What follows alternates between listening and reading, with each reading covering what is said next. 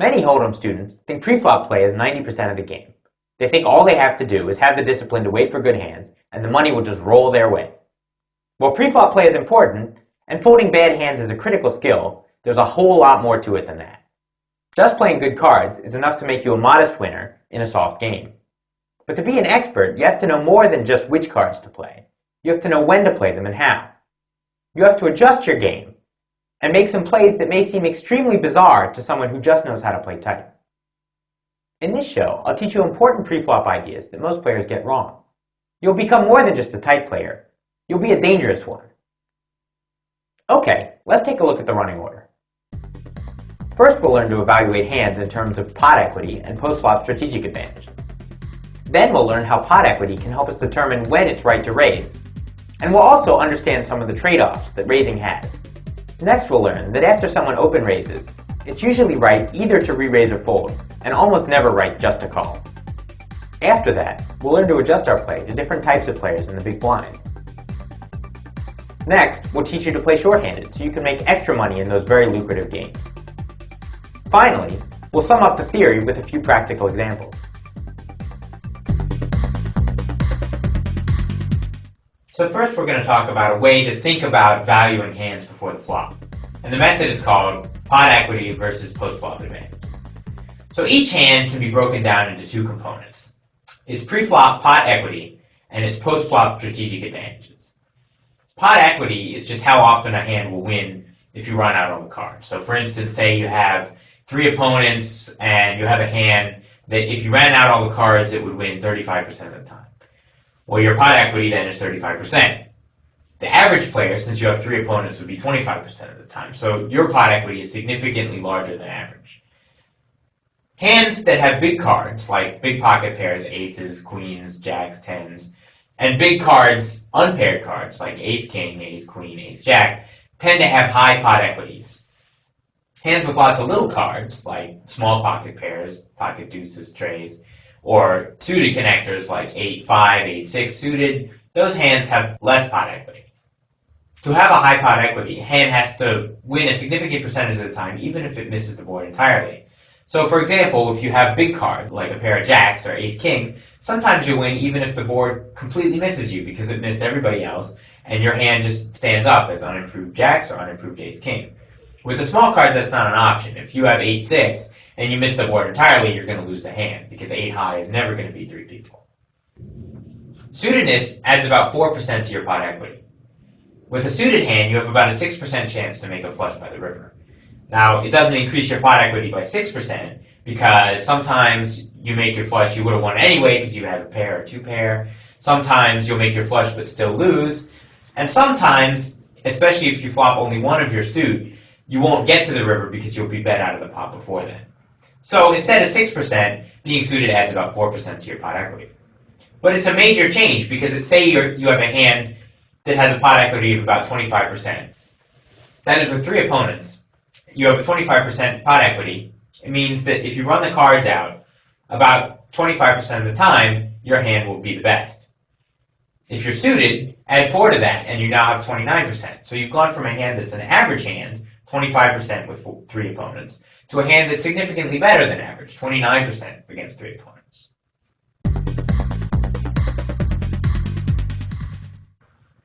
Pre-flop pot equity is the first most important valuation for the hand, but it's not the only one. Also important is a hand's post-flop strategic advantage. For instance, some hands play better than others after the flop. There's a few advantages you can have. The first one is position. Any hand that's played with position, in late position, is going to be worth more after the flop than any hand played before. You're going to have more information when you act, you're going to be able to bet when you need to bet, take free cards when you need them, and so forth. Second is suited. Not only does suitedness add to your pot equity, it also gives you a post-flop advantage. For example, if you flop a flush draw, sometimes you'll bet and you'll win the pot even without making your flush as a bluff. Or if you flop a pair, if you have, say, one card of your suit to go along with it, sometimes that makes the difference between you having a profitable call and not. And all of that gives you an opportunity to make more plays after the flop and make money when you need it.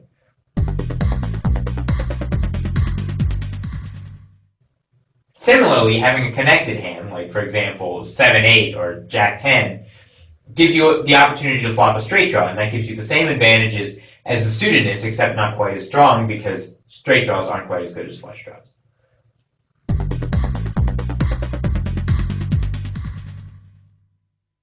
The fourth important advantage is informational advantage.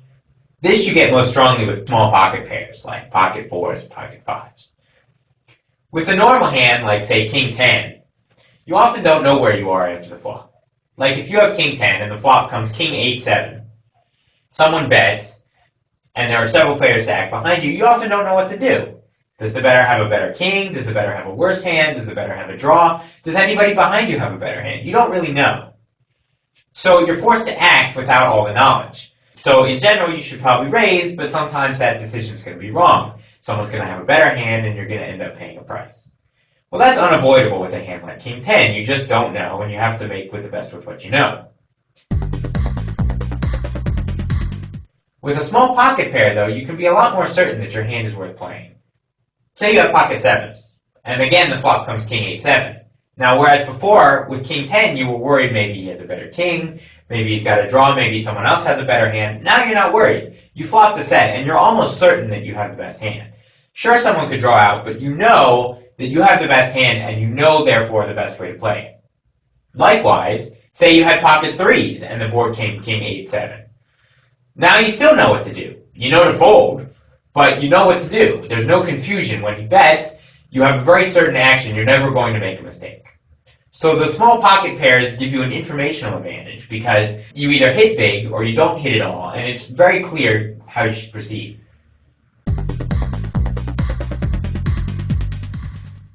The final advantage is implied odds. Some hands give you better implied odds than others. Implied odds is just how much money you can make beyond the current betting round if you make your hand. For example, if you're drawing to a gut shot straight, and you're getting 9-1, that's not quite enough pot odds to make the call because you're only going to make the straight about 1 time in 12.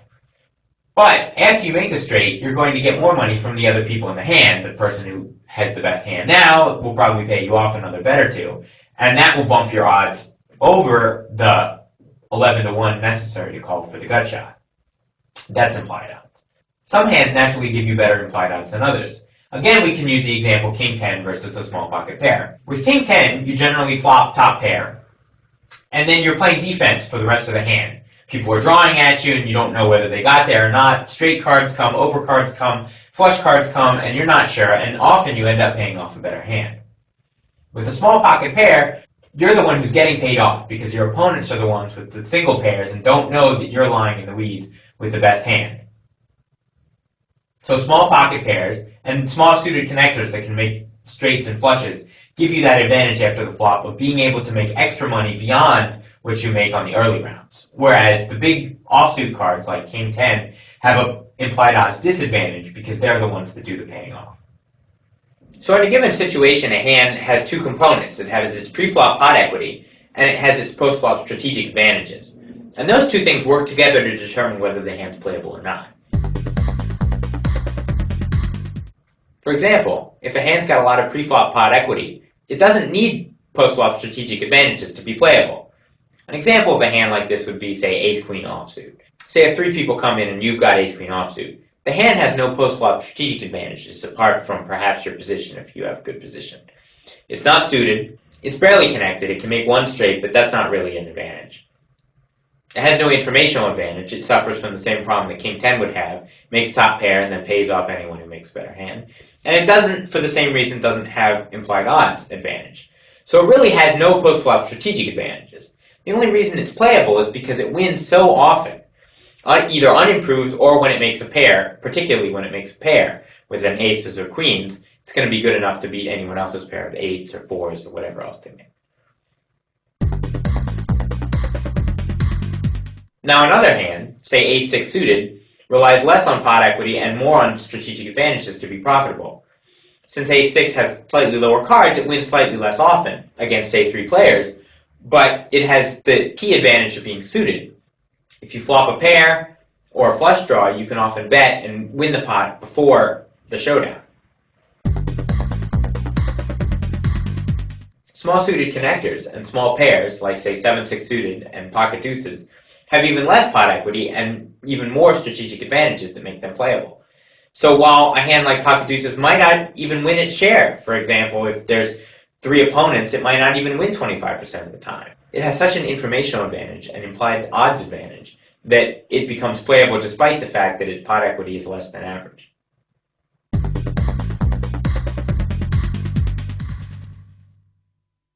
So now we can evaluate each pre-flop hand based on 2 orthogonal axes. How often will it win just based on its pre-flop value by running out the cards? And how much money will it win after the flop through its strategic advantages? One benefit to breaking down the value of pre-flop hands this way is that it allows you to define better when and why you should raise before the flop. Generally speaking, hands that have a strong pot equity advantage before the flop should be raised. For instance, if you have a hand that wins 35% of the time, and you're against 3 opponents, so the average hand wins 25% of the time, you make money on each extra bet that goes in before the flop. Therefore, it's generally to your advantage to raise. An example of a hand like this would be, say, ace-10 suited in the big blind. 2 or 3 players limp in, they're not likely to have strong hands. Ace-10 suited is likely to be the best ace out, and the suitedness adds 4% to its pot equity. It's going to have a healthy edge on your opponents. Opponents probably have hands like maybe weak aces, or small pairs, or suited connectors like, say, Jack-9, Jack-8 suited, and a hand like ace-10 suited is going to play very well against that range of hands. So given that your pot equity is so strong, even though you're in the big blind, you should still raise.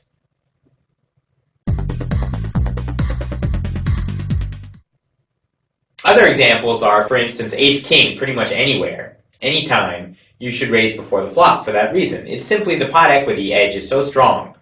Many people seem to think that you should raise ace-king, not because the pot equity is good, but just because you want to limit the field, you want to knock players out. That's not really true. You're raising not because you want to knock people out, but because your hand is simply better than what they'll have, and you make money from every bet they put into the pot.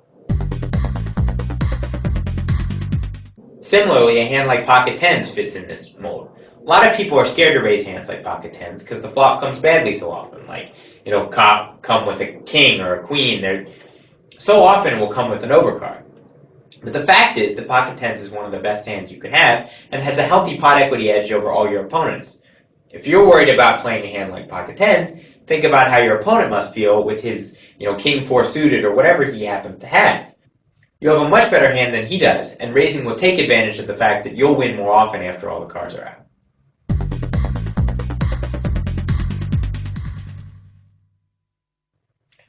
Unfortunately, deciding whether to raise isn't quite that simple.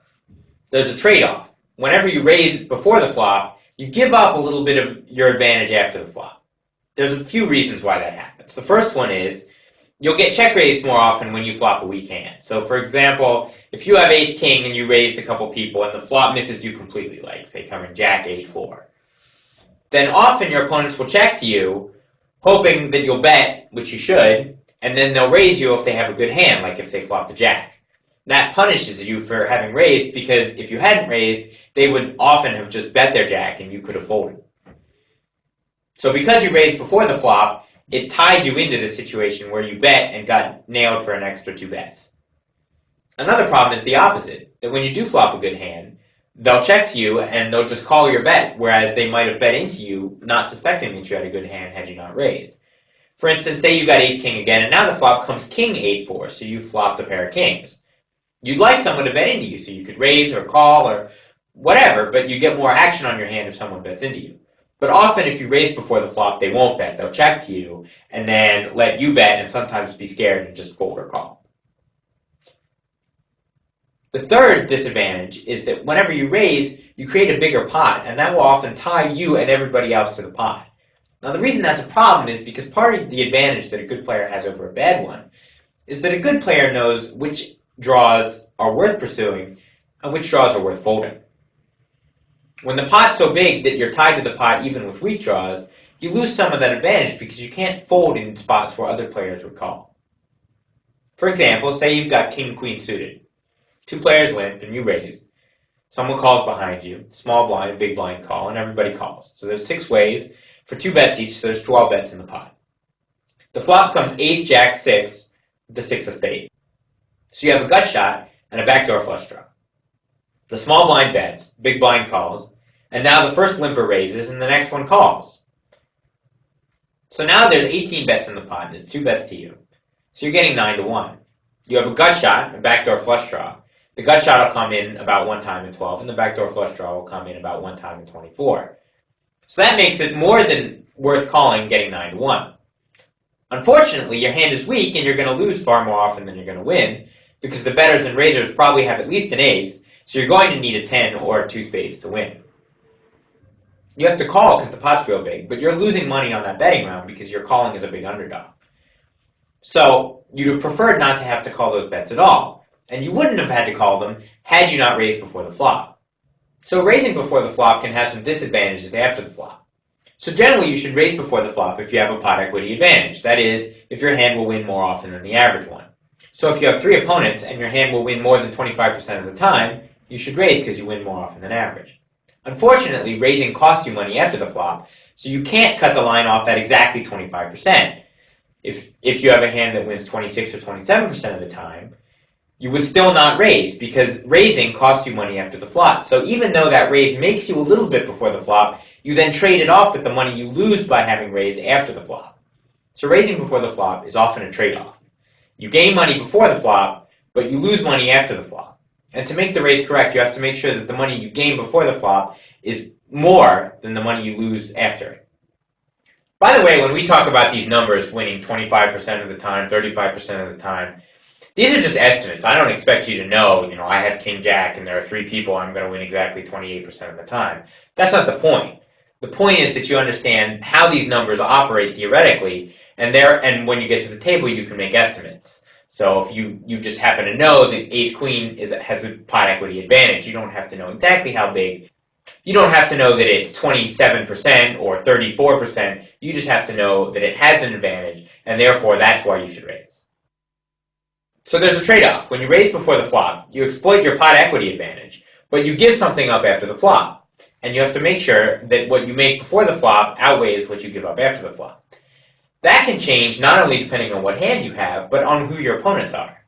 For example, if you have loose opponents who play a lot of hands before the flop, your pot equity advantage is generally larger than it normally would be. For example, if you've got ace-queen against tight opponents might play a smaller range of ace hands. So instead of being able to play against people who will play ace-deuce and ace-4, you're against people who will only be playing ace-8, ace-10, and so on. So the fact that ace-queen has those hands dominated will be more helpful against a loose opponent who would play any ace than it would be against a tighter opponent who would only play better aces. Against passive opponents, raising works out better because the chance of being 3-bet by a better hand is not as threatening. For instance, say you have pocket 9s and you raise a couple limpers, and someone behind you has pocket 10s or jacks. An aggressive player might re-raise you, which will cost you money, but a passive player wouldn't. A passive player would probably just call with those hands, and that lets you off the hook a little bit. That allows you to raise with a few more hands, get a little bit more out of your pot equity advantage. Finally, weak opponents you can also raise more liberally against, because weak opponents, those who fold too easily after the flop, are vulnerable when the pot's large, because when they sometimes don't even realize when they're tied to the pot. They'll flop a weak draw, like say bottom pair, and you'll bet, and the pot will be big, like 10-1 or 11-1, and they'll fold anyway, because that's the mistakes that they make. Against those players, it makes more sense to raise because it actually gives you an advantage after the flop, because it creates a bigger pot that they'll fold in, so they make a bigger mistake when they do fold. Likewise, against strong and tricky opponents, you should raise less often, because they tend to play better hands, so your pot equity advantage isn't as large as it normally would be.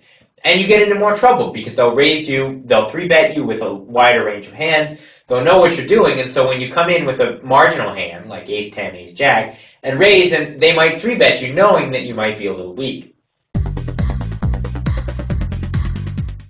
So let's take an example. Say you got ace-10 offsuit on the button. 2 players limp in. Now let's assume these players for now are real loose, and they don't play well after the flop either. They play a lot of hands, like 50% of their hands, and they'll call a lot of raises, and they'll call after the flop with a lot of hands. Against those players, you'd want to raise your ace-10 offsuit because your hand is likely to be much better than what they have. Remember, they play so many of their hands, they could have anything. They could have Jack 4 suited, they could have 10-8 offsuit, they could have a whole lot of hands that Ace-10 offsuit is significantly better than. Therefore, you have a significant pot equity edge, and you should push it by raising. Furthermore, because they play badly after the flop, the fact that you give up advantages, like for example that you'll bet a missed flop and they can check raise you, they won't take advantage of those correctly because they won't understand the situation well enough to check raise you when you're weak and to fold when you're strong. Now instead of two loose and passive players, say you're against two tighter and tricky players. Now with your Ace-10 offsuit, you certainly shouldn't raise because they may have limped in with a good hand, or even if they don't have a great hand, they'll probably have a decent hand like pocket sevens. So your pot equity advantage is not large against those two. Furthermore, they'll use what you give up after the flop against you to its fullest. They'll check raise you when you miss the flop, they'll fold when you flop a pair of aces, they'll take advantage of everything that you give up by having raised before the flop. And you don't get much in return because the hands they're playing are not much worse than your hand. So depending on the situation, you can have the same cards, the same action, and come to a different conclusion about how you should play because your opponents play differently. Against the loose opponents, the trade-off favors your pre-flop equity because you gain a lot before the flop because they play a lot of hands, and you don't lose as much because they don't play well enough after the flop to take advantage of it. Against better players, they'll play fewer hands and take more advantage of your vulnerability, and therefore the trade-off can sometimes tilt the other way.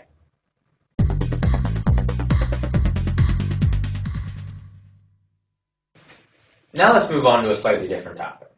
Often when you play, you'll see someone will raise, and then a couple people will call the raise cold. That is, they'll call both bets without having called one bet to begin with. Those calls are almost always a mistake. When someone raises, your best bet is almost always to either re-raise or fold, depending on your hand. There are a few reasons why that's the case. First is, for your hand to be worth playing against a raise, it generally has to be better than the range of hands that your opponent would raise with. That is, say your opponent would raise with pocket aces through pocket nines, ace-king, ace-queen, ace-jack, and king-queen, say. Well, if you have king-queen, which is the worst of the hands that he'll raise with, you absolutely should not call the raise. Because those times that your opponent has the worst hands, you'll be, about even with him. But when he has the best of his hands, pocket aces, pocket kings, pocket queens, you'll be a big underdog. So, in the best circumstance, you're about even, and in the worst circumstance, you're a big dog. And therefore, you go into the whole situation as a significant underdog. So to play against a raise like that, you need a hand that's better on average than his hand. A hand like ace-king would suffice. While ace-king is worse than the best of his hands, pocket aces, pocket kings, it's about even with the smaller pocket pairs, and it's better than ace-queen, ace-jack, and king-queen. So ace-king is a hand you clearly play against someone who raised. Not only that, but since your hand is better than his, you could re-raise him for value. That is, your pot equity is likely to be better than average, i.e. better than his. You'll win more often after all the cards are out than he will. There's a few other reasons always to re-raise or fold and not to call. First is that when you just call, you allow the big blind to call for just one more bet. And there's a lot of hands the big blind can call profitably for one more bet with. For instance, hands like pocket threes, or 9-8 suited, or even some other weaker suited hands like king 7 suited and so forth. Often the big blind can call the raise and the call profitably, but not a raise and a re-raise. If it's only one more bet, it's no problem. With two, they just can't call. They don't have the pot equity to call. When you remove profitable hands from the big blind, making him fold some hands that he would otherwise call, you make money for yourself because you're taking money away from him. You're taking money he could have made, forcing him to fold it away, and that money goes somewhere, and it goes to the people still in the hand, the raiser, and to you, the re-raiser. Another reason is the big blind might even have a hand better than yours. Say, for example, a very loose player that whom you know will raise a whole lot of hands, like ace-4, pocket fives, and so forth, open raises. It's folded to you, and you've got king-queen. Well, before we said against the tight raiser, the one who raises only aces through nines, ace-king, ace-queen, ace-jack, and king-queen, that you should fold king-queen. But not against this guy, not against this loose raiser. You should re-raise him, because king-queen is going to measure up favorably against some of the hands that he'll raise with. So you re-raise. Now, say the player in the big blind has a hand like ace-10. Ace-10 is actually a better hand than yours is. That is, it has more pot equity. Given that the blind has ace-10, and he knows you have king-queen, and he knows that the raiser has any number of hands, including smaller aces and small pocket pairs, he can call and have a pot equity advantage. In fact, he might even re-raise. But he doesn't know what you have. All he knows is that you re-raised the raiser, which generally indicates a strong hand. So many people would elect to fold the ace-10. If you have a hand like king-queen, that's terrific for you. Your 3-bet has caused him to fold a hand that he would have otherwise been able to play profitably. Another reason 3-betting is worthwhile is because it allows you to represent a hand that's better than yours, and sometimes will get people to fold hands on the flop that they wouldn't otherwise. So for instance, say the loose raiser actually happens to have ace-4. You've re-raised with king-queen, he calls. The flop misses you both. It comes jack, 8-6. Well, he'll check, you'll bet, and he may well fold. He may assume that you have a big pocket pair or a better ace and that he's drawing slim to dead and that he should simply fold. Well, he actually had the better hand, and you convinced him to fold the better hand because you 3-bet before the flop. If you had just called before the flop, he would have bet the flop, and then you would have been left in the tough decision, do I call with king-queen on a jack 8-6 board or do I not? Now there are a couple of exceptions to this re-raise or fold principle. Sometimes you should actually just call when someone raises. The most important one is if someone raises and a few other people have already called. Then the re-raise or fold ideas don't make so much sense because the big blind is not the only player to focus on. There's all those other players in the hand. Then you re-raise or fold based on how you estimate your pot equity as compared to the other players. So for instance, say someone raises and 3 players call. If you have a hand like ace-10 suited or pocket 7s, you might just call rather than re-raise because you don't need to knock the blind out. There's already so many other people in the hand. You're playing a multi-way hand. And now you're just interested in, does my hand win more often than the average? With a raiser and a few callers, the answer is probably no for those 2 hands. Those 2 hands are probably profitable, but a hand like ace-10 suited is going to be dominated by ace-king, ace-queen, ace-jack a significant percentage of the time, and a hand like pocket 7s is going to be behind a smaller pair and need to flop a set often. So it doesn't make sense to re-raise in those cases. Just call, see the flop, and go from there. Another exception occurs more rarely. Say you're in a very loose game, one where if someone raises, several people will call. 3-4 people will usually call. But if someone re-raises, so it's 3 bets, then maybe fewer people will call. You can find these games sometimes. If a player raises in very early position, say first to act, and you're next to act, and you have an extremely strong hand, like pocket aces, pocket kings, sometimes you should just call rather than re-raise because you want to encourage people to come in behind you. For instance, say you're in a 10-handed game and the player under the gun raises. You're next to act with pocket kings. And you think that if you call, 3 or 4 people might come in behind you. But if you re-raise, maybe at most 1 person would come in behind you. In that case, it makes sense just to call. Even though people can come in with aces and might beat you, the fact is that anybody who comes in with an ace will be coming in as a significant underdog and be feeding your pot equity advantage. You make money from all their extra bets. So you definitely want to encourage other players to enter the hand with you because your hand's so strong, and therefore you should just call, allowing them to enter. Really, you should only do this with the very best hands like pocket aces, through queens, and maybe ace-king suited. You should also make sure you do this only against players who wouldn't know what you're doing. If they know you're a knowledgeable player and know you wouldn't call very often, you would re-raise almost every time, then if you call, it would be a big red flag saying, hey, I have aces. So make sure you don't do it against players who would notice that. But if you use the play selectively, it's very valuable.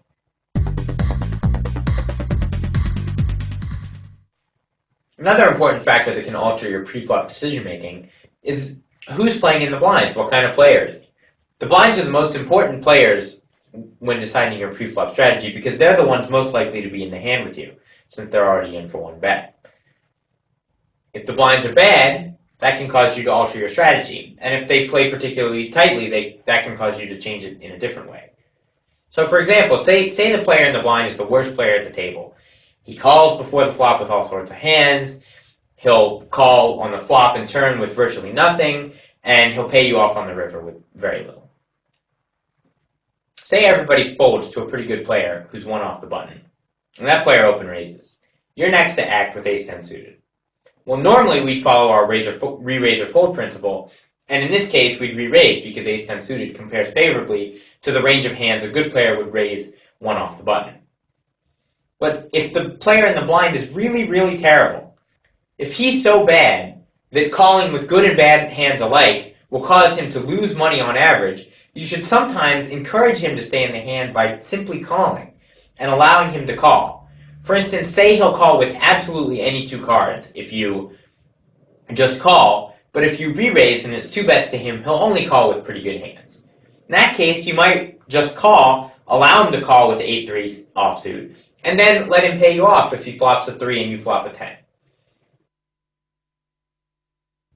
Thus, if a really bad player is in the big blind, one who's likely to lose money on basically every hand he plays, you'll want to 3-bet with fewer hands and allow him to enter the pot so that you can make more money, particularly if the original raiser, the other person in the pot, is a pretty good player. You're not going to make a whole lot of money from him, so you might as well allow the bad player, who will fund both of you, to enter the pot.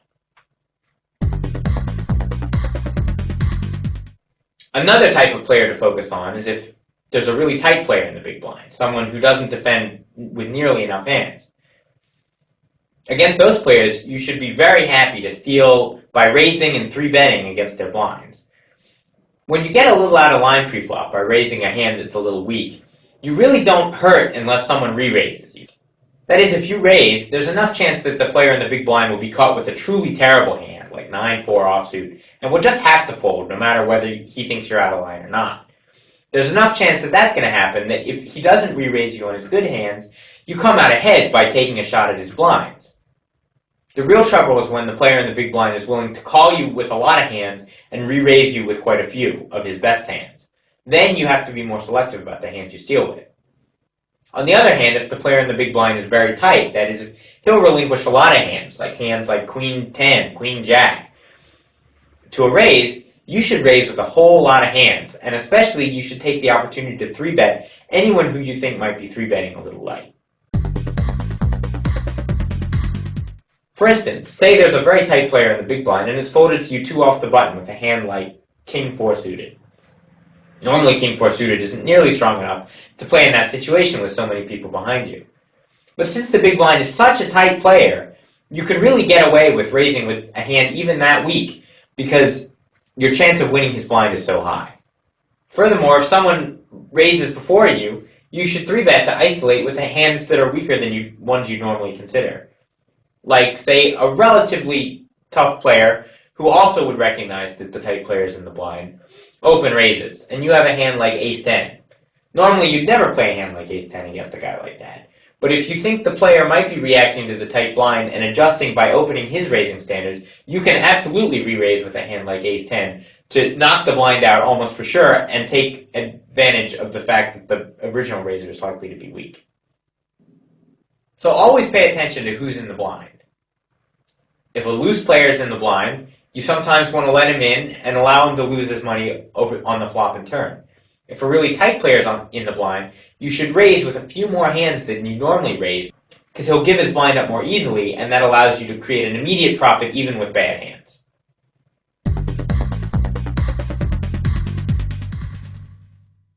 Now we're going to talk a little bit about adjustments you need to make when you're playing short-handed. That is, if you're playing only in a 5-handed game, say. There's a few changes you need to make to the way you play pre-flop. First, we're going to talk about a change that a lot of people think you should make, but you actually shouldn't. A lot of people seem to think that since the blinds come around a little faster, they come around every 5 hands instead of every 10 or so, that you need to play more hands to make up for it. You're paying more blinds. They figure you're paying twice the blinds, so you have to play twice the hands to make up for all the blinds you're losing. Fortunately, that's not quite the case, because while the blinds do come around a little faster, you don't actually lose any more money to them. The fallacy in the thinking that you need to play more hands to make up for the more blinds is that you're paying your blinds. That is, that the blinds are lost. That it's a sunk cost that you pay and you don't get back. But that's not the case. You do actually have something, because sometimes you'll get a good hand, and sometimes you'll get a hand that's worth calling a raise with. And those times, your blind actually has value. So you're not paying your blind. Your blind has some equity, and that depends on what hands your opponent has. Well, when you're playing in a 10-handed game, you're facing 9 opponents, all of whom could have a premium hand, like pocket aces, pocket kings, pocket queens.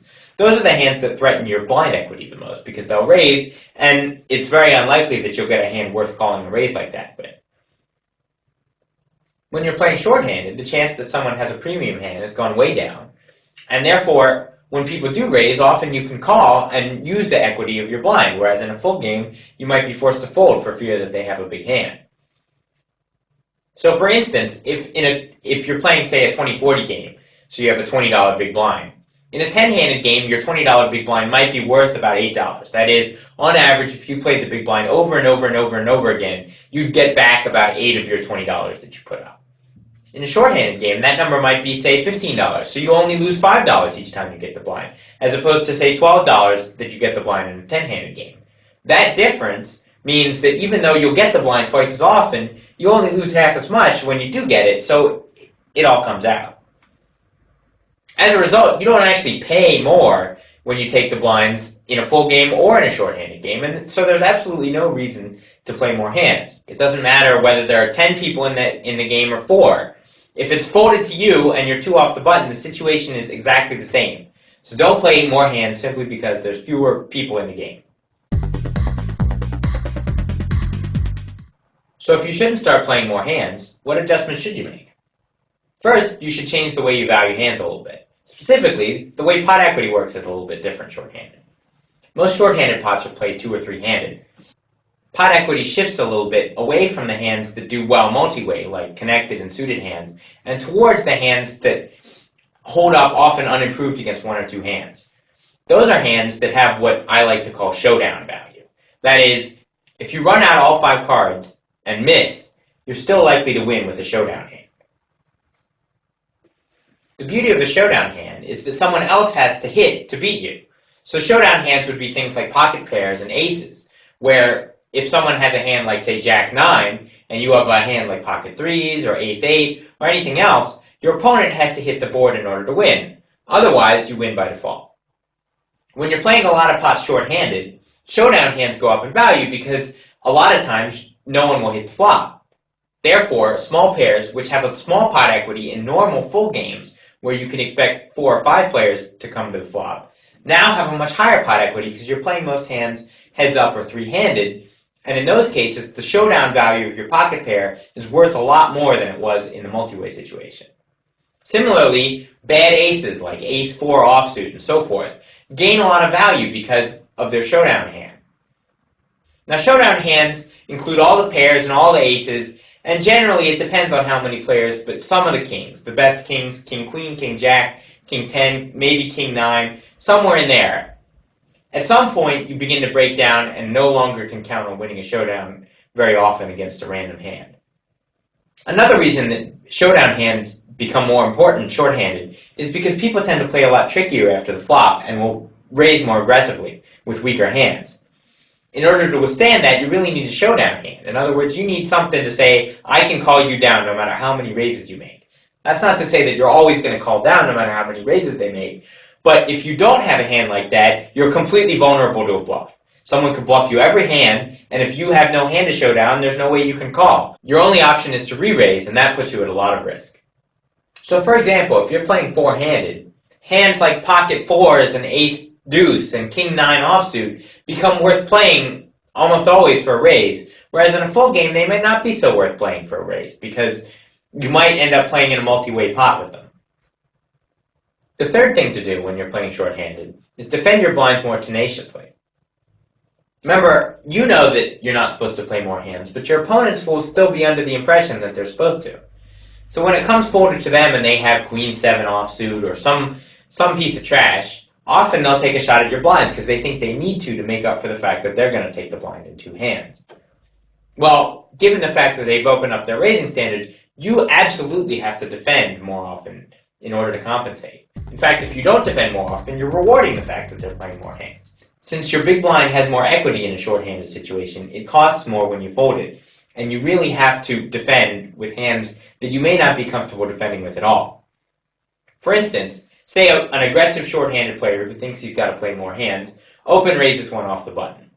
Everybody folds to you, and you've got, say, queen 7 offsuit. You need to call. Your opponent could be raising with a good hand, ace king or ace jack or whatever, but he could just as easily be raising with 10-7, queen 4, any number of hands that you absolutely need to play against. Yes, you're out of position in the blind, but you're simply giving up too much if you fold all those hands. In addition, you should punish your opponents for playing too loosely, and you do that by re-raising with your better hands. In this case, you're not re-raising with the hands you normally re-raise with, aces, kings, queens, tens, what have you. You're also raising with a lot of weaker hands. Say the same aggressive short-handed player open raises 2 off the button, and it's folded to you in the big blind, and you have something like ace-6 offsuit. In a full game, you really wouldn't very often re-raise with that hand, because that open raise isn't likely to be as many hands as it would be in a short-handed game. But in the short-handed, your opponent can have all sorts of hands, and ace-6 matches up well. It's got showdown value, and it's going to have a pot equity advantage unless your opponent has a better ace or a pocket pair. Since he's likely to raise with so many hands, you shouldn't assume that he has a terrific hand, and you should re-raise your ace-6. If you fail to re-raise, then you allow him to get away with raising too many hands. Again, because there are going to be some times when you're going to have 9-4 offsuit, 8-deuce offsuit, and you're simply going to have to fold whether you think he's out of line or not. So to compensate for that, you really have to punish him those times you do have a pretty good, but not fantastic hand. That makes his strategy unprofitable and ends up making you money. If you're in the small blind, it's even more important to 3-bet because the same re-raise or fold principle comes into play. When you're in the big blind, there's no reason to re-raise to knock the big blind out because you are the big blind. But in the small blind, the big blind is still there, yet to act, and if you re-raise, it'll be 2 bets to him rather than 1. And the same arguments apply if you have a hand like King 10, say, and someone open raises and you think that he's out of line and that King 10 matches up well. Well, you should re-raise, because that will force the big blind into a decision if the big blind has a hand he should call with, like even, say, King Jack. Many big blinds would fold that hand to 2 bets, even in a short-handed game. And even if he wouldn't fold King Jack, he would fold many hands that you don't want to play against. So re-raising from the small blind in this situation gives you all the same advantages that re-raising would ever give you in any situation. The fourth thing you have to do is mix up your play more. In a full game, often it doesn't matter whether your opponents know what you have or not, because they're forced to call or fold based on the size of the pot. For instance, it doesn't help you to know that your opponent has a pair of aces if you have a gut shot and you're getting 11-1 to call. You have to call. It doesn't matter whether you know what he has or not. You're calling to try to hit your gut shot, and if you hit, you're going to win, and if you miss, you're going to lose, and there's nothing you can do about it. That knowledge hasn't gained you anything. In a short-handed game, though, that knowledge about what your opponents have almost always is beneficial to you. If you always knew whether your opponent had a pair or not, had a good hand or not, and so forth, that would be an enormous advantage in a short-handed game, because you could fold in the small pots and raise in the small pots and push your advantage to the fullest. Well, before the flop, if you play predictably, that is, if you always 3-bet with aces and pairs and you never 3-bet with any other hands, or you always raise with certain hands and you never raise with other hands, you're going to be too predictable and people are going to know exactly what you have. Say the player open raises and it's folded to you in the big blind and you have ace-6 and you re-raise as I suggested before. And then the flop comes with an ace. Well, if he's been paying attention and if you only re-raise with aces, then he'll know to fold immediately once the ace comes, unless of course he flops something even better. So you have to mix your play up a little bit. Yes, you re-raise every time you get an ace, but sometimes you re-raise with another hand, say Queen Jack or something else. That re-raise in and of itself might be slightly unprofitable, but in context it makes your other raises more profitable and rounds out your strategy. So in a short-handed game, you don't need to play more hands just because the blinds come around faster, because each time they do come around, you lose less money. But you do need to change the kinds of hands you play. Instead of playing hands like small suited connectors, suited cards, and so forth that play well in full games, you should focus on hands with showdown value, aces, kings, and pocket pairs.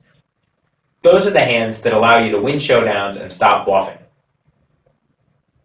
Furthermore, you need to be aware that your opponents are going to start playing more hands and raising more hands, and when you're in the big blind, you have to defend more tenaciously. You can't let decent average type hands like Jack 8 offsuit, Queen 5 offsuit, you can't let them go if your opponents are going to raise all the time.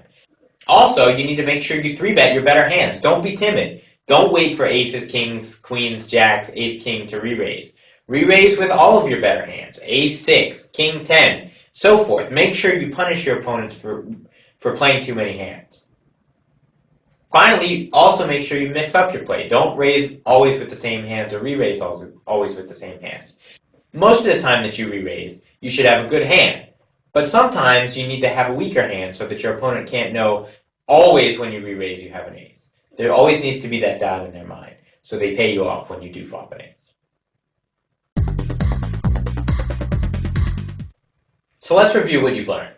First, you learned that pre-flop hands can be broken down into two valuations, pre-flop pot equity and post-flop strategic advantages. Pre-flop pot equity is just how often your hand will win if you run out all the cards. Post-flop advantages are the things that allow you to make money on the later betting round, like position, suitedness, connectedness, informational advantages, and implied odds. A hand can have a lot of pre-flop pot equity and no post-flop strategic advantages. Or it can have a pot equity disadvantage, but have a lot of strategic advantages, and both of those hands can be playable. Generally, you want to raise the hands that have a pot equity advantage, but you have to be aware that there's a trade-off, so you can't raise the hands that are just above the margin. You have to be significantly above the margin to make sure that your hands will make more money before the flop than you give up after the flop by raising. If someone's raised in front of you, you should rarely just call. You should usually either re-raise or fold. If your hand compares favorably to the range of hands your opponent might raise, then you should re-raise. If your hand doesn't compare favorably, if it's worse, then you should fold. Calling is usually not the right option because calling doesn't put pressure on the big blind and doesn't put pressure on the initial raiser. There are a few exceptions. Sometimes you should call if you have an extremely good hand and you think that raising might shut everyone out. And also, if other people have entered the pot in front of you, it's not so important to put pressure on the big blind because there's so many other people in the hand. Fourth, you have to make sure you adjust to who's playing in the blind. The different tendencies of different blind players will affect your action somewhat. For instance, if there's a really terrible player in the blind, often you'll want to keep him in with a hand that you might otherwise re-raise to try to force the blind out with. That allows you to make more money on the post-flop betting rounds because the bad player will fund both the raiser and you. Also, if there's a very tight player in the blind, you should raise and try to get him out. Since he'll fold so many hands, you should take advantage of that and pound on his blind with hands that are weaker than you normally would. Finally, when you're playing shorthanded, remember that you're not supposed to play more hands simply because the blinds come around more often. You should shift your hand selection to showdown hands, pocket pairs, aces, and some kings. That allows you to win by default when you both miss the board, and it also allows you to look your opponent up if you think he's bluffing too often. Since many people will start playing more hands and will play more aggressively and start raising with trash, you need to defend your blinds more aggressively than you would in a regular game. For instance, in a regular game, you'd very rarely call out of the big blind with a hand like Queen 7 offsuit, but in a shorthanded game, you may well have to if someone's raising too often. Furthermore, you should 3-bet with your better hands, particularly your showdown hands, the pocket pairs and the aces. That punishes your opponent for playing too many hands. Finally, make sure you mix up your play, because predictable play in a full game is bad, but in a shorthanded game, it's crippling.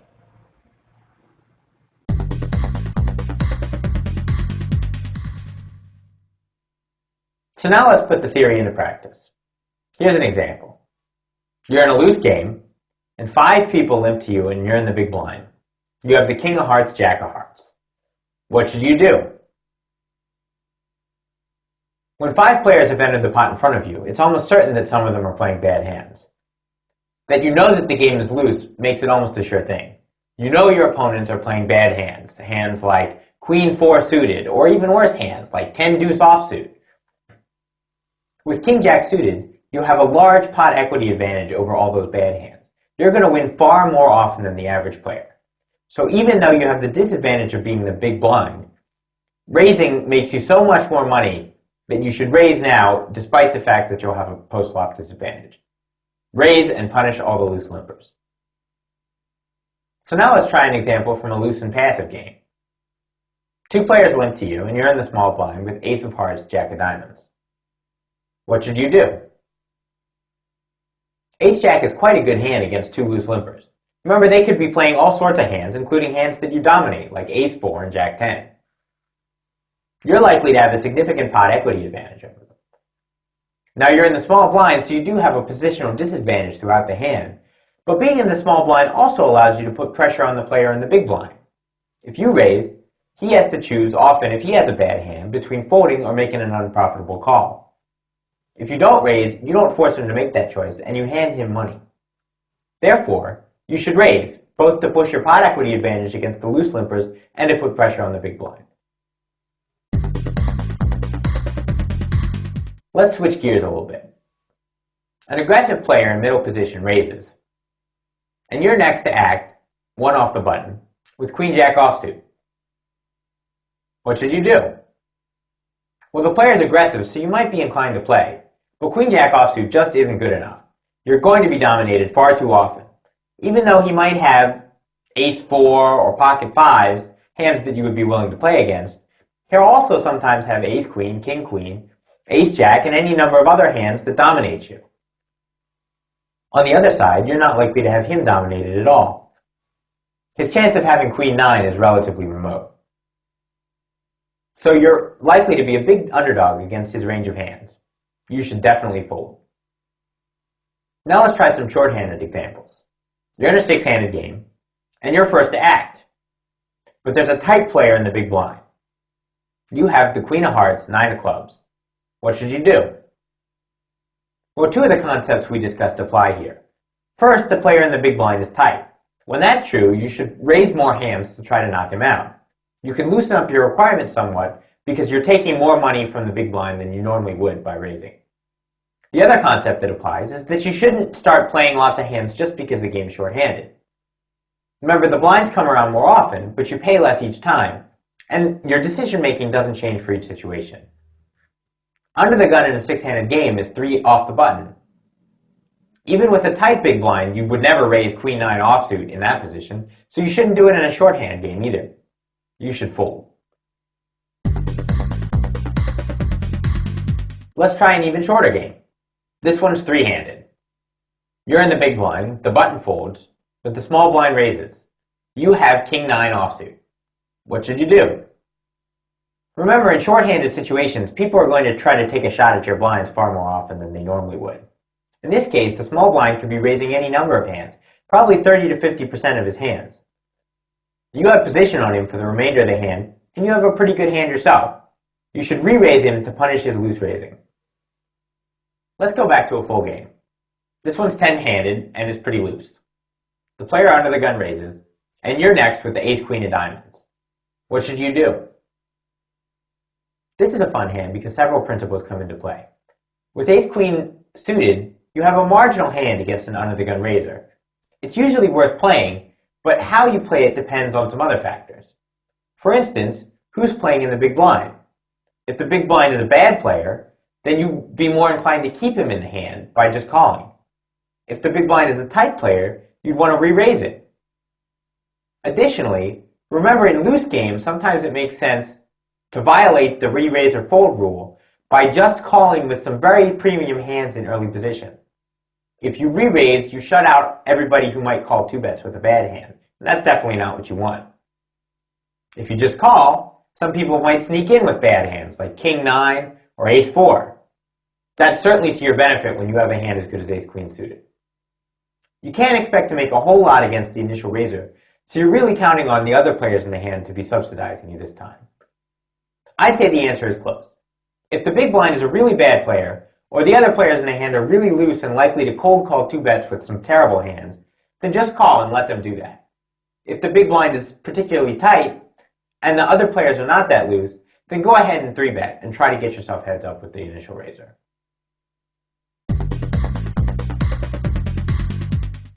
Now the next example. An aggressive player open raises 1 off the button. You're in the small blind with pocket 7s. What should you do?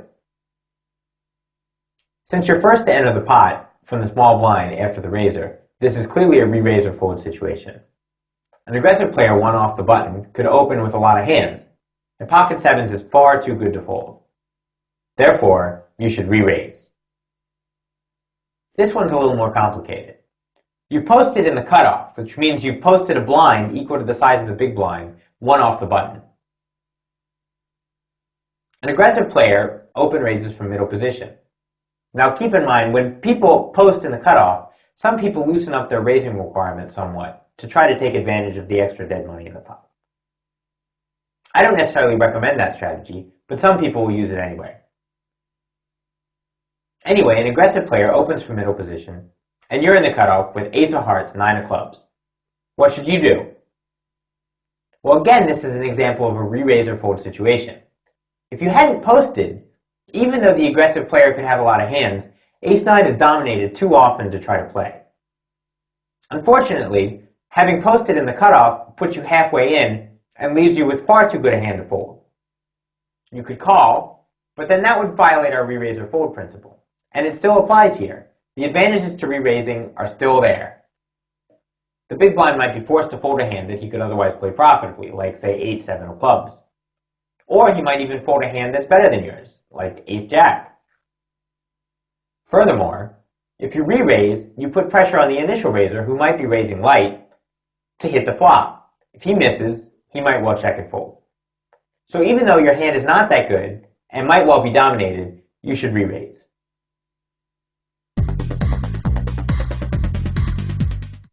Let's try another one from the blinds. A loose and aggressive player opens from middle position. A tough professional player 3-bets from the button. You're in the big blind with jack-10 of diamonds. What should you do? This is a good example from the other side of why re-raising or folding is such a strong move. The professional player on the button could realize that the aggressive player could be raising a lot of hands, so his 3-betting standards might not be that strong. He could even be 3-betting with a hand like ace-5. Now you'd love to play jack-10 suited in that situation, but you just can't call 2 bets to do it. Your opponent's re-raise or fold strategy has forced you to fold a hand that might otherwise be worth playing.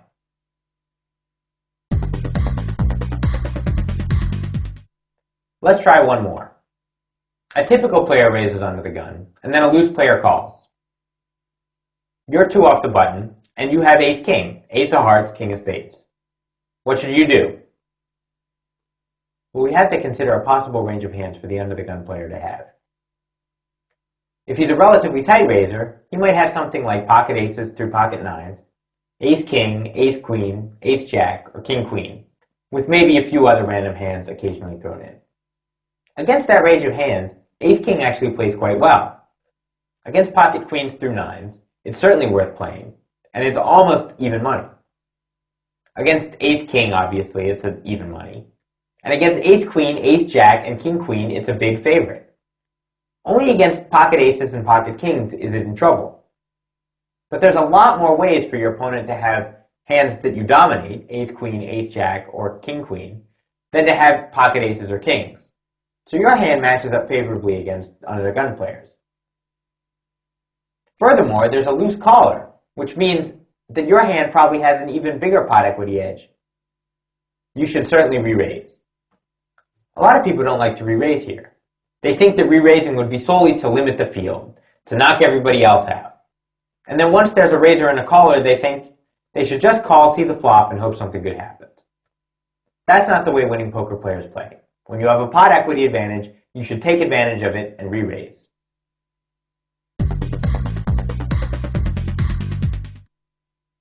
Now you know far more about playing pre-flop than just play tight. You'll frustrate your opponents with all your value raises and your aggressive re-raises. Play your first 2 cards right, and your opponents will be sick every time you enter the pot.